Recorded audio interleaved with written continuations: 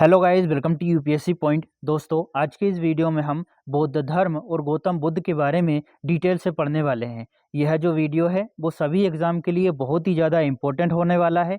यहाँ पर हम सब कुछ एक कहानी की तरह पढ़ेंगे ताकि आपको सारा याद हो जाए और आपको कुछ भी रटने की ज़रूरत ना पड़े। तो चलिए शुरू करते हैं। दोस्तों, महात्मा बुद्ध को लाइट ऑफ एशिया यानी एशिया का प्रकाश भी कहा जाता है। यह बौद्ध धर्म के संस्थापक थे।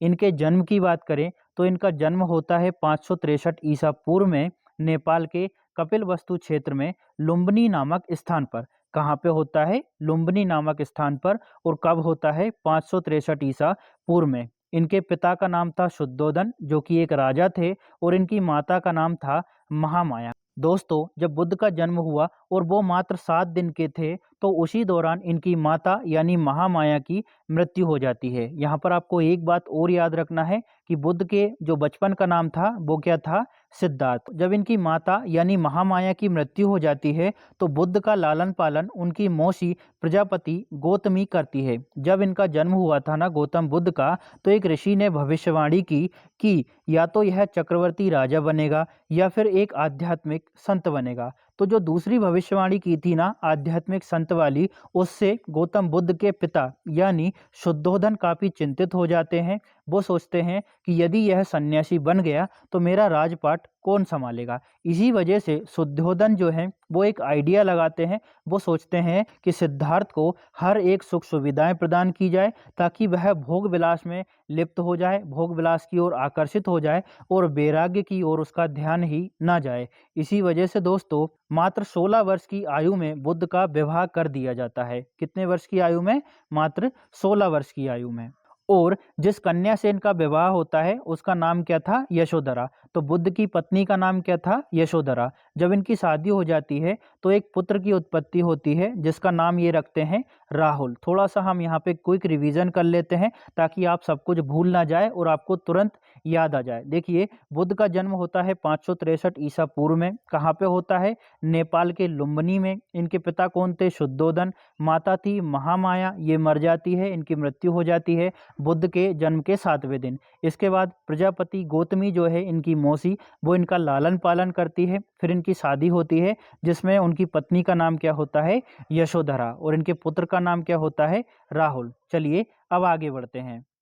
तो यहाँ तक तो दोस्तों सब कुछ अच्छा चल रहा था। गौतम बुद्ध यानी जो सिद्धार्थ थे ना, वो बढ़िया रह रहे थे, भोग विलास में लिप्त थे, पत्नी थी और उनका एक बच्चा भी था, तो कोई दिक्कत नहीं थी। लेकिन एक ऐसा समय आया कि बुद्ध जो है वो अपने साम्राज्य से बाहर निकले और जंगल की ओर घूमने चले गए। भ्रमण के दौरान उनको जीवन की 4 ऐसी अवस्थाएं देखने को मिलती है जिन्होंने उनके पूरे जीवन को बदल दिया। अब ये जो 4 अवस्थाएं हैं वो कौन कौन सी है और इससे बुद्ध के जीवन पर क्या प्रभाव पड़ा, उनके बारे में जान लेते हैं। देखिए, सारथी इनके साथ में था, ये रथ से जा रहे थे। तो चलते चलते एक बूढ़ा आदमी दिखता है और वह तिरछा तिरछा चल रहा था। तो गौतम बुद्ध जो हैं वो अपने सारथी से पूछते हैं कि भैया इसको क्या हुआ है, यह लाठी के सहारे क्यों चल रहा है? तो सारथी बोलता है कि युवराज यह बूढ़ा हो गया है, इसकी जो शारीरिक स्थिति है वह खराब हो गई है। तो जो गौतम बुद्ध हैं वो अपने सारथी से पूछते हैं क्या मैं भी बूढ़ा होऊंगा? तो सारथी बोलता है कि हाँ युवराज, सभी लोगों को एक ना एक दिन बूढ़ा होना है, मैं भी होऊंगा और आप भी होगे।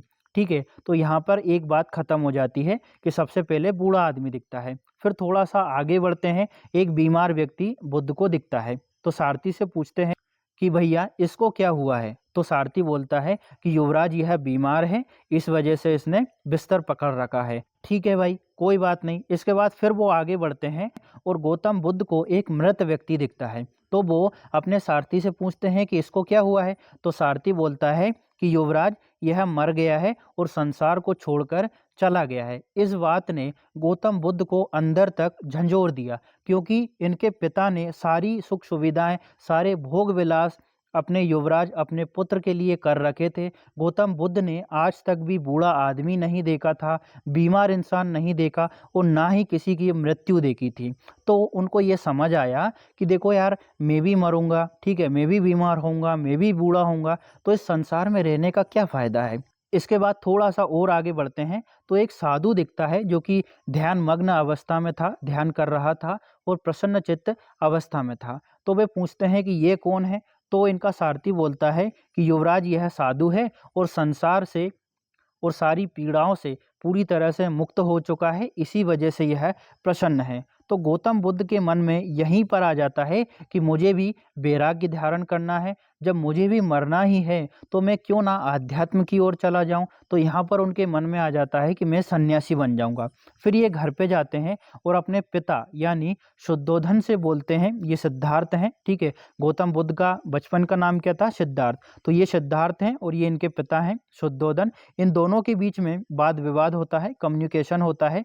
गौतम बुद्ध यानी सिद्धार्थ बोलते हैं कि मैं संन्यास ग्रहण करूंगा, लेकिन इनके पिता एक राजा थे, वो बोलते हैं कि राजपाट कौन संभालेगा यदि तुम संन्यास ग्रहण करोगे। मैं आदेश देता हूं कि तुम्हें यहीं पर रहना है और संन्यास ग्रहण नहीं करना है। अब महाराज ने आदेश दे दिया तो युवराज को मानना ही पड़ेगा। चलो ठीक है भैया, कोई बात नहीं। लेकिन जो बुद्ध थे ना, उनके मन में ये बातें झंझोर रही थी, परेशान कर रही थी, और उनके मन में था वैराग्य को धारण करना। इसके कुछ समय बाद जब सिद्धार्थ 29 वर्ष की आयु के हुए तो रात के अंधेरे में अपनी पत्नी, पुत्र और पिता को छोड़कर अपने प्रिय घोड़े कंथक के साथ में वन में भाग गए, मतलब वन की ओर चले गए। और इस घटना को दोस्तों बुद्ध धर्म में महाभिनिष्क्रमण कहा जाता है। देखिए यहाँ से परीक्षा में प्रश्न पूछा जा चुका है कि बुद्ध ने अपना गृह त्याग किस वर्ष की आयु में किया था? 29 वर्ष की आयु में। इनके घोड़े का नाम क्या था? कंतक। और इस घटना को क्या कहा गया? महाभिनिष्क्रमण। अब सत्य की खोज में बुद्ध इधर उधर भटकने लगे और सबसे पहले आलार कलाम नामक एक विद्वान से मिले, जो कि सांख्य दर्शन का एक विद्वान था। किससे मिले? आलार कलाम से। और आलार कलाम को अपना पहला गुरु बना लिया। तो बुद्ध के प्रथम गुरु कौन थे? आलार कलाम। और ये किस दर्शन से संबंधित थे? सांख्य दर्शन से। तो यहाँ पर आलार कलाम से कुछ दिनों तक इन्होंने शिक्षा ली दोस्तों। किसने ली? सिद्धार्थ ने। अभी वो बुद्ध नहीं बने थे, तो सिद्धार्थ ने आलार कलाम से कुछ दिनों तक शिक्षा ली, लेकिन वह संतुष्टि नहीं मिली जिसकी वह खोज कर रहे थे। इसके बाद इनके कुछ दोस्त बन गए और 5 मित्रों के साथ में सारनाथ के जंगलों में चले गए और वहां पर कठोर तपस्या की। लेकिन इससे भी उन्हें वह सत्य का ज्ञान नहीं मिला जिसकी वह खोज कर रहे थे। अंततः बुद्ध बिहार के गया नामक स्थान पर चले गए। देखिए यहाँ पर आपको इमेज दिख रही होगी। आलार कलाम जो है वो इनको शिक्षा दे रहे हैं, लेकिन सेटिस्फाई नहीं हुए। फिर अपने 5 दोस्तों के साथ में कहाँ गए? सारनाथ। यहाँ पर इन्होंने कठोर तपस्या की और इसके बाद में यहाँ पर भी उन्हें सत्य का ज्ञान नहीं हुआ, तो वो बिहार के गया नामक स्थान पर चले गए। इसके बाद दोस्तों यहाँ पर बैशाख पूर्णिमा की रात को निरंजना नदी के तट पर एक पीपल के वृक्ष के नीचे इनको ज्ञान की प्राप्ति होती है। देखिए ये बात जो है, ये लाइन बहुत ज़्यादा इम्पोर्टेंट है। बैशाख पूर्णिमा की रात को इनको ज्ञान की प्राप्ति हुई और किस नदी के किनारे? निरंजना नदी के किनारे। और किस वृक्ष के नीचे? पीपल के वृक्ष के नीचे, जिसको हम बोधि वृक्ष भी बोलते हैं। अब देखिए यहाँ से भी प्रश्न आ चुका है कि बुद्ध को ज्ञान की प्राप्ति किस वृक्ष के नीचे हुई थी, है ना? तो बहुत सारे ऑप्शन भी मिल जाते हैं। किस नदी के किनारे हुई थी? तो यहाँ पर आपको याद रखना है निरंजना नदी। ज्ञान प्राप्ति के दौरान सिद्धार्थ की आयु थी 35 वर्ष की, ठीक है। इसके बाद सिद्धार्थ जो है जब ज्ञान प्राप्त हो गया तो बुद्ध कहलाए। देखिए 29 वर्ष की आयु में इन्होंने गृह त्याग किया था और 35 वर्ष की आयु में इनको ज्ञान प्राप्त होता है, और जो सिद्धार्थ हैं वो बुद्ध कहलाते हैं। जब इनको ज्ञान प्राप्त हो गया, अब जब ज्ञान मिल गया तो किसी न किसी को तो आप उपदेश दोगे ना। तो इन्होंने अपना प्रथम उपदेश दिया। कहाँ पर दिया? सारनाथ में, जिसको क्या कहा गया? धर्म चक्र प्रवर्तन। तो बुद्ध द्वारा जो प्रथम उपदेश दिया गया था उसको क्या कहा गया? धर्म चक्र प्रवर्तन। और प्रथम उपदेश कहाँ दिया? सारनाथ में। इसको अच्छे से याद रखिएगा। इसके बाद दोस्तों जो बुद्ध हैं वो राजगृह की ओर प्रस्थान करते हैं और यहाँ पर बिंबिसार को शिक्षा देते हैं। इसी दौरान सारिपुत्र, मोदगलायन, उपाली और अभय ये इनके शिष्य बनते हैं। कहाँ पर? राजगृह में। फिर जाते हैं बुद्ध लुम्बिनी। देखिए यहाँ पर बुद्ध का जन्म हुआ था, ठीक है। लुम्बिनी गए और यहाँ पर अपने परिवार के लोगों को ही उपदेश दिया। और दोस्तों यहाँ पे एक बात आपको याद रखना है कि बुद्ध ने अपने सर्वाधिक उपदेश कहाँ दिए? श्रावस्ती में। और सर्वाधिक समय जो है वो भी श्रावस्ती में ही व्यतीत किया। तो इसको रटने की जरूरत नहीं है, क्योंकि देखिए जहाँ पर आप सबसे ज़्यादा समय तक रहोगे ना, वहीं पर तो उपदेश दोगे। तो बुद्ध जो है सर्वाधिक समय तक कहाँ पर रहे थे? श्रावस्ती में। इसी वजह से सर्वाधिक उपदेश कहाँ दिए? श्रावस्ती में। तो यहाँ से भी परीक्षा में प्रश्न पूछा जा चुका है कि सर्वाधिक उपदेश कहाँ दिए थे, श्रावस्ती में, और प्रथम उपदेश कहाँ दिया था, सारनाथ में, जो कि हम पहले पढ़ चुके हैं। दोस्तों, जब श्रावस्ती में बुद्ध शिक्षा दे रहे थे तो एक डाकू का नाम आता है अंगुलीमाल, जो कि लोगों की उंगलियां काट लेता था और अपने गले में माला बनाकर उसको धारण करता था।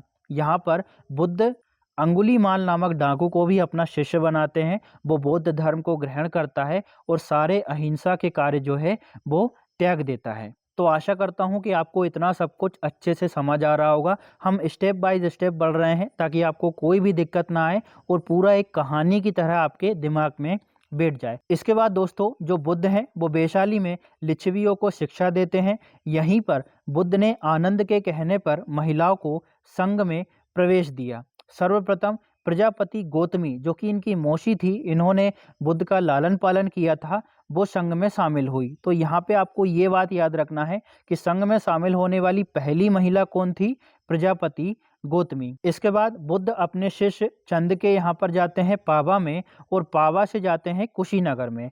इसी के साथ कुशीनगर में सुभद्र नामक एक व्यक्ति होता है जिसको अपना अंतिम उपदेश देते हैं। देखिए, बुद्ध ने अपना प्रथम उपदेश कहाँ दिया था, सारनाथ में, जिसको क्या कहा गया था, धर्म चक्र प्रवर्तन। सर्वाधिक उपदेश कहाँ दिए, श्रावस्ती में। ठीक है, तो ये बात आपको याद रखना है। इसी के साथ साथ एक मोस्ट इंपॉर्टेंट पॉइंट आपको ये याद रखना है कि अंतिम उपदेश जो है वो बुद्ध किसको देते हैं, सुभद्र नामक व्यक्ति को। ठीक है, आपको इतना समझ आ गया होगा। इसके बाद दोस्तों, 483 ईसा पूर्व में हिरण्यवती नदी के किनारे कुशीनगर में बुद्ध की मृत्यु हो जाती है, जिसको क्या कहा गया, महापरिनिर्वाण। देखिए, बुद्ध ने गृह त्याग किया था तो उसको क्या कहा गया था, महाविनिष्क्रमण। जब बुद्ध ने प्रथम उपदेश दिया तो उसको क्या कहा गया, धर्म चक्र प्रवर्तन। और जब बुद्ध की मृत्यु हो गई तो उसको क्या कहा गया, महापरिनिर्वाण। तो ये 3-4 फैक्ट जो हैं वो बहुत ज़्यादा जरूरी हैं, आप अच्छे से याद रखिएगा।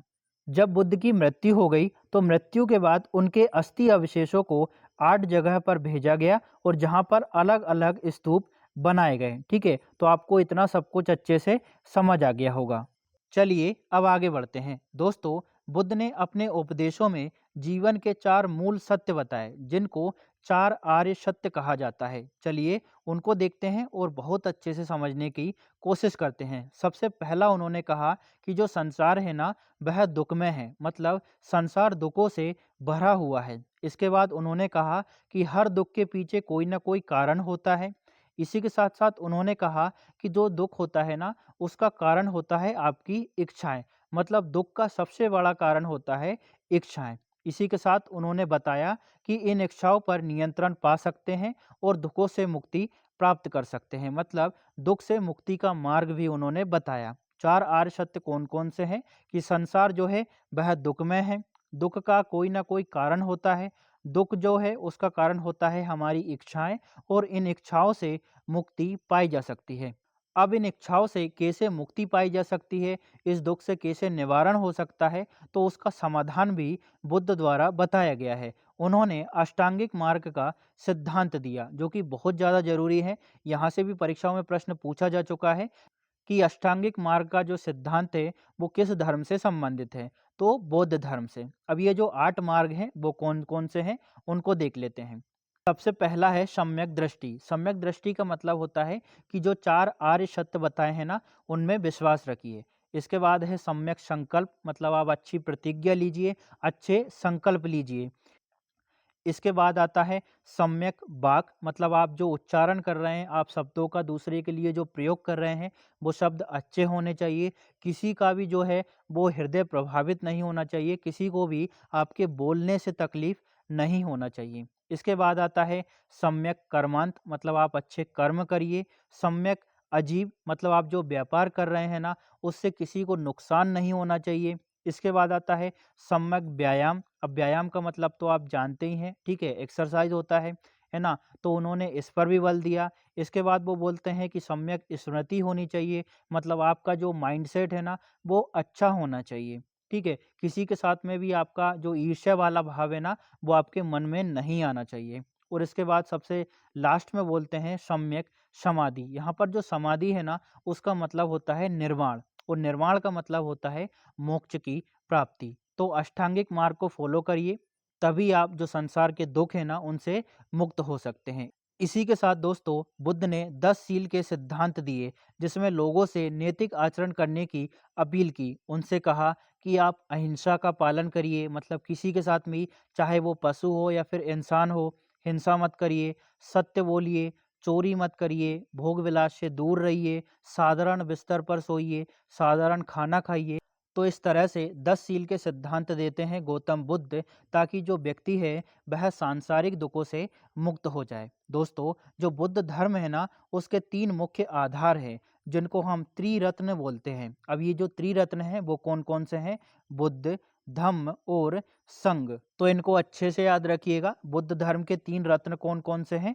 बुद्ध, धम्म और संघ, क्योंकि यहाँ से परीक्षाओं में वन लाइनर या फिर फैक्चुअल क्वेश्चन आ सकता है। इसके बाद देखते हैं बुद्ध के जीवन से जुड़े हुए प्रतीक चिन्ह। यहाँ से भी परीक्षाओं में जोड़ी मिलाने के लिए प्रश्न देखे गए हैं। चलिए अब उनको देख लेते हैं कि कौन कौन से प्रतीक चिन्ह हैं। दोस्तों गौतम बुद्ध के जो जन्म हुआ था उसका प्रतीक चिन्ह है कमल या फिर सांड। ग्रह त्याग जो हुआ था उसका प्रतीक चिन्ह है घोड़ा, क्योंकि अपने घोड़े को लेकर ही बुद्ध वन की ओर गए थे।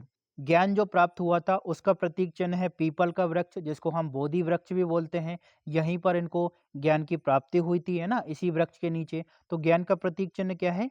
पीपल का वृक्ष। प्रवचन का प्रतीक चिन्ह है चक्र। निर्वाण का प्रतीक चिन्ह है पद चिन्ह। और मृत्यु का प्रतीक चिन्ह है स्तूप। तो ये अच्छे से याद रखिएगा कौन सा प्रतीक चिन्ह किसके लिए है। चलिए अब आगे बढ़ते हैं। दोस्तों जब बुद्ध की मृत्यु हो गई तो बौद्ध धर्म के प्रचार प्रसार के लिए 4 बौद्ध संगीतियों का आयोजन होता है। संगीति मतलब होता है सम्मेलन। 4 बार ये सम्मेलन हुए, इसी वजह से 4 बौद्ध संगीतियां कहा जाता है। सबसे पहले हम पहले सम्मेलन यानी प्रथम बौद्ध संगीति की बात करते हैं। हमेशा ही बौद्ध संगीतियों यानी बौद्ध सम्मेलनों से परीक्षाओं में प्रश्न देखे गए हैं, तो इसको अच्छे से सुनिएगा और अच्छे से नोट डाउन कर लेना। तो प्रथम बौद्ध संगीति का आयोजन होता है राजगृह के सप्तपर्णी गुफा में। और कब होता है? 483 ईसा पूर्व में। इसी दौरान बुद्ध की मृत्यु हुई। बुद्ध की मृत्यु के तुरंत बाद 483 ईसा पूर्व में प्रथम बौद्ध संगीति का आयोजन होता है। इस समय शासनकाल था अजात शत्रु का और प्रथम बौद्ध संगीति के अध्यक्ष थे महाकश्यप। इस दौरान कौन से कार्य हुए? तो बुद्ध के उपदेशों को सुत्त पीटक और विनय पीटक में अलग अलग रूप से संकलित किया गया। दोस्तों पीटक का मतलब होता है ग्रंथ। तो 2 ग्रंथ बनाए गए प्रथम बौद्ध संगीति में। कौन कौन से? सुत्त पीटक और विनय पीटक। इसके बाद आती है दूसरी बौद्ध संगीति। दोस्तों इसका आयोजन होता है वैशाली में और इसका समय अवधि होती है 383 ईसा पूर्व। देखिए पहली बौद्ध संगीति का आयोजन हुआ था 483 में, है ना, और उसके 100 साल बाद मतलब 383 में दूसरी बौद्ध संगीति का आयोजन होता है। और इस समय राजा था कालाशोक। इस दौरान दूसरी बौद्ध संगीति के दौरान सब कमीर या फिर सुबुकामी नामक एक व्यक्ति था, जो कि द्वितीय बौद्ध संगीति का अध्यक्ष था। इस दौरान कौन सा कार्य हुआ? तो द्वितीय बौद्ध संगीति के दौरान भिक्षुओं में दोस्तों मतभेद हो गया, ठीक है। और जो बौद्ध संघ है वह स्थविर और महासंघिक में विभाजित हो गया। तो अच्छे से याद रखना है कि द्वितीय बौद्ध संगीति में जो बुद्ध संघ था ना उसका 2 भागों में विभाजन होता है, स्थविर और महासांगिक। इसके बाद तीसरी बौद्ध संगीति का आयोजन होता है पाटलिपुत्र में 250 ईसा पूर्व में। और इस दौरान शासनकाल था सम्राट अशोक का। और तीसरी बौद्ध संगीति के दौरान अध्यक्ष थे मोगलीपुत्तस। इस दौरान अभिधम्म पीटक नामक एक ग्रंथ था जिसकी रचना हुई। देखिए 2 ग्रंथ मतलब सुत्त पीटक और विनय पीटक का जो संकलन है वो प्रथम बौद्ध संगीति में हुआ था। तीसरा जो पीटक है जिसको हम अभिधम्म पीटक बोलते हैं, तो इसका संकलन होता है तृतीय बौद्ध संगति में। इसको अच्छे से याद रखिएगा। पीठक मतलब क्या होता है? ग्रंथ होता है, ठीक है। इसके बाद आती है चौथी बौद्ध संगति। इसका आयोजन होता है कुंडलबन, जो कि कश्मीर में स्थित है। यहाँ पर चौथी बौद्ध संगति का आयोजन होता है और इसकी अवधि थी पहली शताब्दी में, ठीक है। पहली शताब्दी में इसका आयोजन होता है। शासनकाल किसका था? कनिष्क का। इसके अध्यक्ष यानी चौथी बौद्ध संगति के अध्यक्ष कौन थे? वसुमित्र। और जब चौथी बौद्ध संगति यानी चौथी बार जब सम्मेलन हो रहा था तो बौद्ध धर्म जो है वो हीनयान और महायान संप्रदायों में विभाजित हो गया था। तो आशा करता हूँ कि आपको ये सब अच्छे से समझ आ गया होगा। अब जब चौथी बौद्ध संगति में बौद्ध धर्म 2 भागों में विभाजित हो गया, हीनयान और महायान में, तो दोनों में हम अंतर को देख लेते हैं, क्योंकि यहाँ से भी परीक्षाओं में प्रश्न देखे गए हैं। दोस्तों, इससे पहले मैं आपको ये बता देता हूँ कि इसकी जो पीडीएफ है ना, वो आपको मेरे Telegram channel UPSC point official पर मिल जाएगी, जिसका लिंक मैं डिस्क्रिप्शन में दे दूंगा, या फिर आप चाहें तो टेलीग्राम पर भी उसको सर्च कर सकते हैं। तो इसकी पूरी पीडीएफ मैं आपको टेलीग्राम पर उपलब्ध करवा दूंगा। सबसे पहले हम बात करते हैं हीनयान की। दोस्तों, ये बुद्ध धर्म के प्राचीन आदर्शों को मूल रूप में बनाए रखने चाहते थे। मतलब जो हीनयान थे ना, तो हीन से ही क्लियर हो रहा है कि छोटे लोग, मतलब ये बड़ी सोच नहीं रखते थे। ये बोलते थे कि बुद्ध ने जो कहा है बस हम उनको ही मानेंगे। तो ये जो बुद्ध थे ना, उनके आदर्शों को मूल रूप में बनाए रखना चाहते थे। ये बुद्ध को महापुरुष मानते थे, मतलब ये भगवान नहीं मानते थे। इनका कहना था कि जो बुद्ध है वो एक महापुरुष थे। हीनयान का आदर्श जो है वह था अहर्त पद को प्राप्त करना। अब अहर्त पद क्या होता है? तो यदि व्यक्ति जो है वह खुद की साधना से, खुद की तपस्या से निर्वाण को प्राप्त करता है, मतलब मोक्ष को प्राप्त करता है, तो उसको क्या कहते हैं? अहर्त पद। तो हीनयान जो है वो अहर्त पद पर बल देते थे। इसके बाद अगला पॉइंट है कि हीनयान जो है वो व्यक्तिवादी थे। ठीक है, इनका मानना था कि प्रत्येक व्यक्ति को अपने प्रयत्नों से ही मोक्ष प्राप्त हो सकता है, मतलब कोई और उनके लिए मोक्ष प्राप्ति का प्रयास नहीं कर सकता। व्यक्ति जो है अपने दम पर ही मोक्ष को प्राप्त कर सकता है। दोस्तों, हीनयान के कुछ उप संप्रदाय भी हुए, मतलब जो हीनयान है ना, वो 2 उप संप्रदायों में बांटा जाता है। कौन कौन सा? भेवाशिक और सोतांत्रिक। तो आपको इतना अच्छे से समझ आ गया होगा। चलिए आगे बढ़ते हैं, कुछ और बात करेंगे हीनयान के बारे में। यह जो है बुद्ध को प्रतीकों के माध्यम से पूजा करते थे। ठीक है, बुद्ध की मूर्ति पूजा नहीं करते थे, भगवान नहीं मानते थे, तो बुद्ध के प्रतीकों की पूजा करते थे। जैसे बुद्ध का कमंडल हो गया, है ना, उनकी चरण पादुका हो गई। तो बुद्ध के जो प्रतीक थे ना, उनकी पूजा करते थे। कौन करते थे? हीनयान संप्रदाय वाले। ठीक है, इनके जो ग्रंथ हैं वो पाली भाषा में रचे गए हैं। ये कर्म और धर्म में विश्वास करते थे। तो हीनयान जो संप्रदाय था ना, वो हमने अच्छे से पढ़ लिया। इनकी विचारधारा क्या थी, बुद्ध को क्या मानते थे, ये हम चर्चा कर चुके हैं। अब बात करते हैं महायान की। दोस्तों, महायान जो है वो एक नवीन रूप है। यह एक सरल मार्ग है। इनका मानना है कि यदि आप हमारी बातों को फॉलो करोगे तो अधिक से अधिक लोग जो है वो निर्वाण को प्राप्त कर सकते हैं, मतलब अधिक से अधिक लोग मोक्ष की प्राप्ति कर सकते हैं। महायान संप्रदाय के जो लोग थे वह बुद्ध को भगवान मानते थे। यह बुद्ध की मूर्ति की पूजा करते थे, और इनके द्वारा जो ग्रंथ लिखे जाते थे वो संस्कृत भाषा में रचे जाते थे। जबकि हमने हाल ही में देखा कि हीनयान के जो ग्रंथ थे वो पाली भाषा में थे, जबकि महायान के जो ग्रंथ हैं वो कौन सी भाषा में हैं? संस्कृत भाषा में। तो ये आपको अच्छे से याद रखना है। थोड़ी और बात करते हैं। महायान जो संप्रदाय था वो परोपकार में विश्वास रखता था, और इनका आदर्श था बोधिसत्व की प्राप्ति करना। बोधिसत्व एक ऐसा व्यक्ति होता है जो मोक्ष की प्राप्ति करता है और इसके बाद भी दूसरे प्राणियों की मुक्ति के लिए प्रयास करता है। महायान जो है 2 भागों में बटा हुआ है। पहला है शून्यवाद या फिर माध्यमिका, दूसरा है विज्ञानवाद या फिर योगाचार। तो आशा करता हूँ कि आपको ये अच्छे से समझ आ गया होगा। अब बात करते हैं बौद्ध साहित्य की। देखिए दोस्तों, जब महात्मा बुद्ध की मृत्यु हो गई तो इसको क्या कहा गया? महापरिनिर्वाण। जब इनकी मृत्यु हो गई तो 4 बार सम्मेलन हुए, जिनको क्या कहा गया? 4 बौद्ध संगीतियाँ। जब 4 बार सम्मेलन हुए तो कुछ साहित्य लिखा गया होगा, है ना? तो उनमें प्रमुख साहित्य है त्रिपिटक। अब पीटक का मतलब क्या होता है? साहित्य या फिर ग्रंथ। 3 प्रमुख ग्रंथ लिखे गए, इस वजह से इनको क्या कहते हैं? त्रिपिटक। और ये जो त्रिपिटक है ना, इनकी भाषा है पाली। ये मूल रूप से पाली भाषा में लिखे गए हैं, और 3 हैं, इस वजह से इनको क्या बोलते हैं? त्रिपिटक। सबसे पहला है विनय पिटक, जिसमें बौद्ध धर्म के भिक्षु और भिक्षुणियों के आचरण संबंधी नियम हैं। इसके बाद है सुत्त पिटक, जिसमें बुद्ध धर्म के उपदेश संकलित हैं।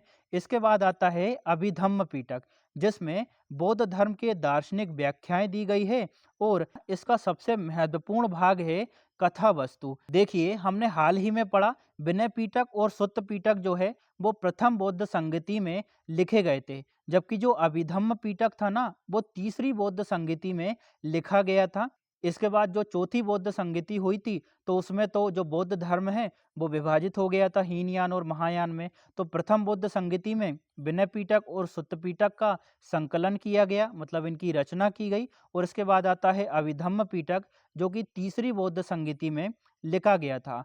कुछ और भी साहित्य है बौद्ध धर्म से जिसकी भाषा भी पाली ही है, तो आपको याद रखना है पाली भाषा में और कौन कौन से ग्रंथ लिखे गए हैं।